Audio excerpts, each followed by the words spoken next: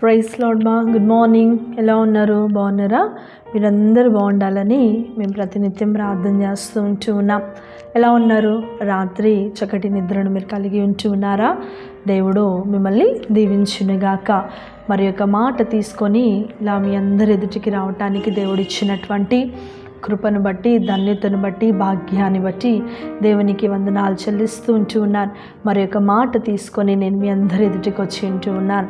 ఈరోజు దేవుని యొక్క మాట 91వ దావీదు కీర్తన 8వ వచనం.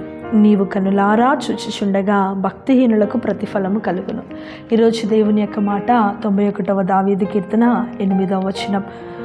నీవు కనులారా చూచుచుండగా భక్తిహీనులకు ప్రతిఫలము కలుగును. ప్రియ విశ్వాసి, ప్రియ దేవుని బిడ్డ, దేవుడు ఈరోజు మనతో మాట్లాడుతున్నాడు. దేవుడు అంటున్నాడు, నువ్వు కనులారా చూస్తూ ఉండగా భక్తిహీనులకి ఏం కలుగుతుందంట? ప్రతిఫలం కలుగుతూ ఉంటుంది. అంటే నువ్వు కనులారా చూస్తున్నప్పుడు దేవుని యొక్క కార్యం నీ జీవితంలో జరగటము భక్తిహీనులు ఏం చేస్తారంట? చూస్తారంట. అరే, నిన్నటి వరకు ఇలా ఉంది కదా పలానా ఆమె, ఈరోజు ఏంటి ఇలా ఆశీర్వదించబడింది, ఈరోజు ఏంటి ఇలా దీవించబడింది. ఒక ఆశ్చర్యం వారి జీవితంలో దేవుడు కలుగజేస్తాడు. నువ్వు అనుకుంటావు, నా బ్రతికింతే, నా జీవితం ఇంతే, నేను ఎప్పుడు ఇంతే, నేను ఇలానే ఉంటాను. పక్క వాళ్ళు చూడు ఎలా దీవించబడుతున్నారు, పక్క వాళ్ళు చూడు ఎలా ఆశీర్వదించబడుతున్నారు కదా. మనం చాలాసార్లు అలానే అనుకుంటూ ఉంటాం. కానీ దేవుడు నిన్ను ఆశీర్వదించడం వాళ్ళు ఏం చేస్తారట? భక్తిహీనులు కళ్ళారా చూస్తాడట. నీవు కనులారా నీవు చూస్తావు, నీ యొక్క ఆశీర్వాదము నీ యొక్క భక్తిహీనులు కూడా చూస్తారంట. నిన్ను దేవుడు ఎలా దీవించాడని, నిన్ను దేవుడు ఎలా ఆశీర్వదించాడని, దేవుడు నీ ఎడల ఎలాంటి కృపను కలిగి ఉన్నాడని, దేవుడు నీ ఎలాంటి దీవెన ఆశీర్వాదం నీ జీవితంలో కలిగి ఉన్నాడని మనుషులు ఏం చేస్తారట? తెలుసుకుంటారంట. దావీదు కూడా అంతే. దావీదు ఎందుకు కూడా పనికిరానటువంటి స్థితిలో, ఎందుకు కూడా పనికిరానటువంటి జీవితంలో తండ్రి యొక్క ఆలోచన ఎలా ఉందో తెలుసా? దావీదు విషయంలో ఎలా అంటే, వీడెందుకు పనికిరాడు, వీడు గొర్రెలు కాచుకోవడానికి లేకపోతే తిరగడానికి దానికే పనికొస్తాడు అని ఒక ఆలోచన దావీదు మీద తండ్రి కలిగి ఉన్నాడు. అన్నలు ఏం కలిగి ఉన్నారు? వీడంతే, ఇక వీడు మాకు భోజనం తీసుకొస్తాడు, మేము మాత్రం కష్టపడతాం, వాడు మాత్రం శుభ్రంగా కూర్చుంది. ఇదే ఆలోచన అన్నలది. కానీ దావీదు ఎడల దేవుని ఆలోచన ఎలా ఉందో తెలుసా? దావీదును దేవుడు సింహాసనం మీద కూర్చుండబెట్టాలనుకున్నాడు. దేవుడు దావీదు వంశవాళిలో నుండి రావాలని ఆయన ఆశపడుతున్నాడు.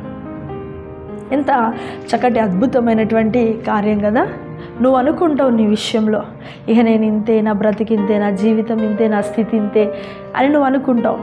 నీ గురించి నీ ఆలోచన ఇంతే ఉంటుంది, నీ గురించి నీ ఆలోచన ఇక్కడి వరకే ఉంటుంది.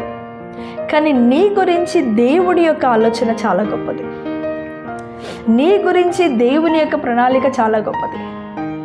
నీ గురించి దేవుడు ఆలోచించేది చాలా గొప్పది.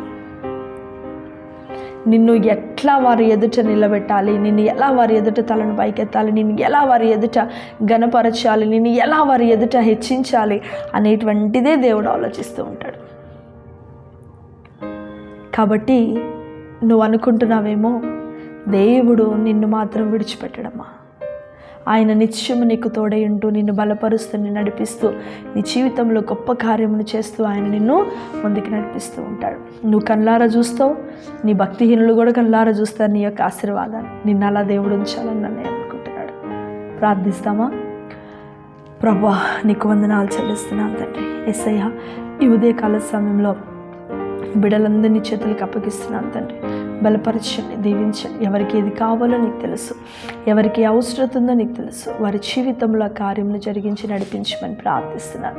ప్రభువా యేసయ్యా తండ్రి, నాయన నిజంగా వారి ఎడలను కలిగి ఉన్న ప్రణాళిక ఏంటో, నువ్వు వారి ఎడల కలిగి ఉన్నటువంటి నీ చిత్తము, నీ ఉద్దేశం ఏంటో ప్రభా వారికి తెలియచేసి వారిని దీవించి, వారిని ఆశీర్వదించి బలపరచమని, ఎవరి అవసరతలో ఉన్నను వారిని దీవించి సయ్యా, శత్రువుల ఎదుట, భక్తిహీనుల ఎదుట వారిని నాయన తండ్రి ప్రభు నువ్వు హెచ్చించి దీవించి నడిపించమని మా ప్రభువును ప్రేరక్షకుడైన యేసుక్రీస్తు పరిశుద్ధ నామమున ఈ యొక్క ప్రార్థనకి మేము సమర్పిస్తున్నాం తండ్రి. ఆమేన్.